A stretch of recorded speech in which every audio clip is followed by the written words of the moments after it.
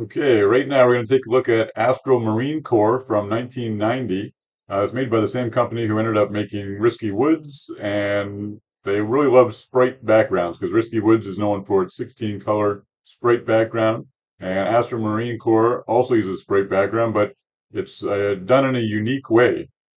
They use the Blitter to do the sprites. So, um, not being a coder, I don't really understand all the intricacies of it, but Dutch Retro Guy, who has a great YouTube channel, he was explaining to me on the English Amiga board that it uses the Blitter to control the sprites. So let's break it all down here. First, if you wanted to see the game moving, this is what it looks like.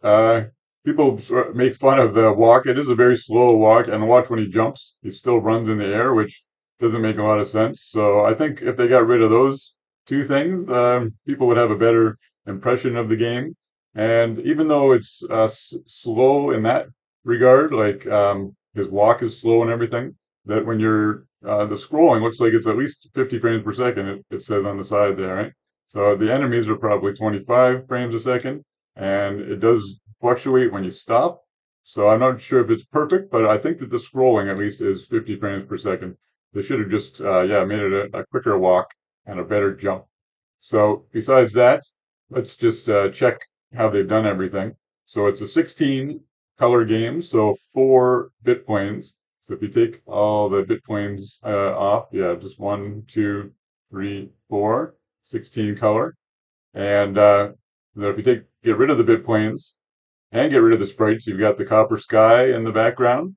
And I think a few of these colors ended up helping give some extra color to the background, just kind of like Kid Chaos does. So let's go through the sprites one by one. Okay, so here's the first sprite. So it goes all the way up the screen there, and then it multiplexes it. But as you can see, it's a different sprite, like the data is different. See right there, and the cloud is a little bit different. So that is unique because in other games that use sprite backgrounds, like even Risky Woods, it's just the same sprite pattern repeated over and over. But this one, kind of like if you watch my Bubba and Sticks video, they can do a 2 color sprite that it doesn't repeat across the screen.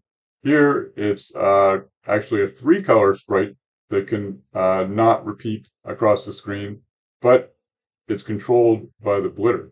So that's sprite 0. And then look, if you scroll, you see how they have different scroll values. So they go different speeds. And then here's sprite 1, sprite 2, sprite 3. So all of them become, get multiplexed. So there's one over here and then one over here with each new sprite.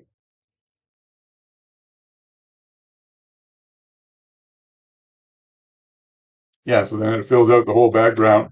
And if you move, you see that it doesn't repeat. Okay, so we'll turn all the bit planes back on.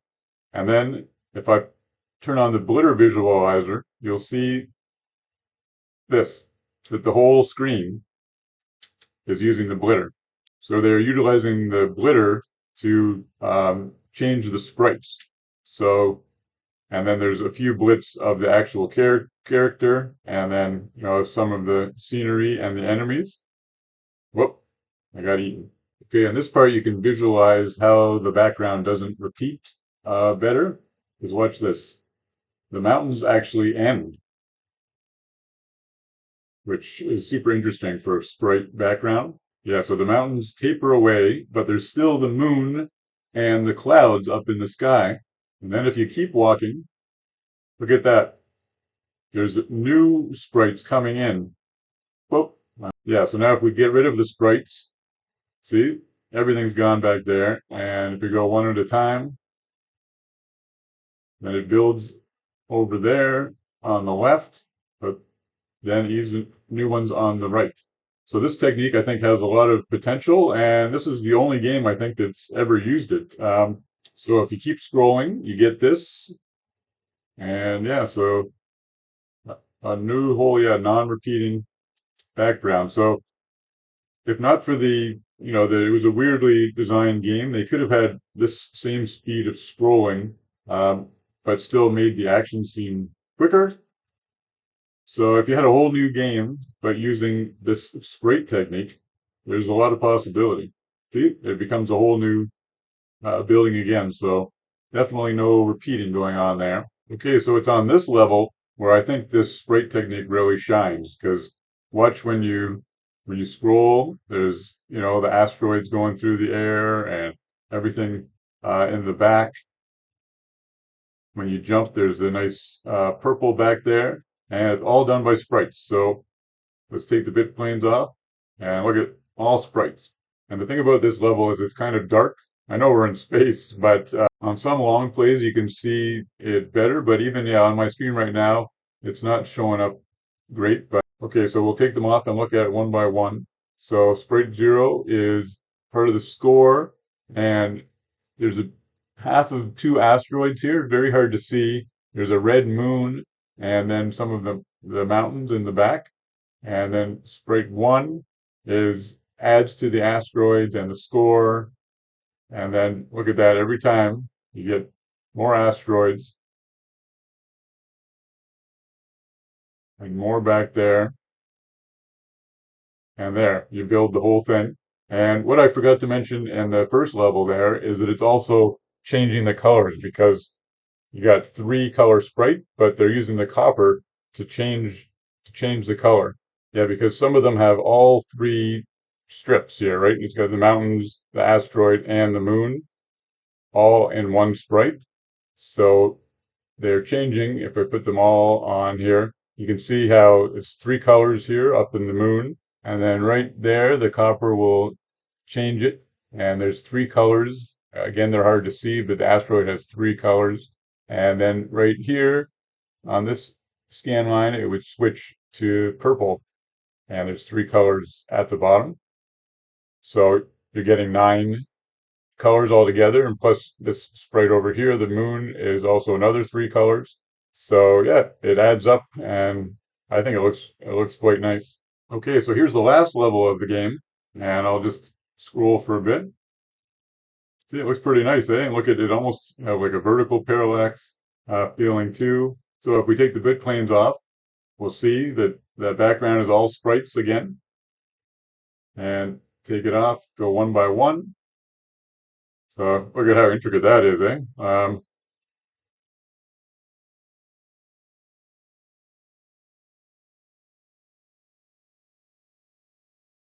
So yeah, they've multiplexed them across because look at it's across the whole way, right? And there's only 8 sprites, and if you go 8 across 16 pixels, that'd be 128.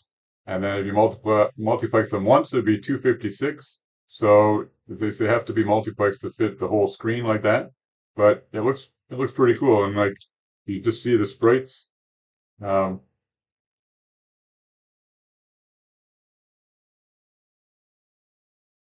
Yeah, I was very impressed when I first saw this. So if you put the Blitter visualizer on, you'll see it's blitting everything in the background and then some stuff in the foreground too. So yeah, it's not the greatest game, but it is a very cool technique. And if you use this technique in a different design game, it I think it could really have some interesting effects. So hopefully someone will try that one day.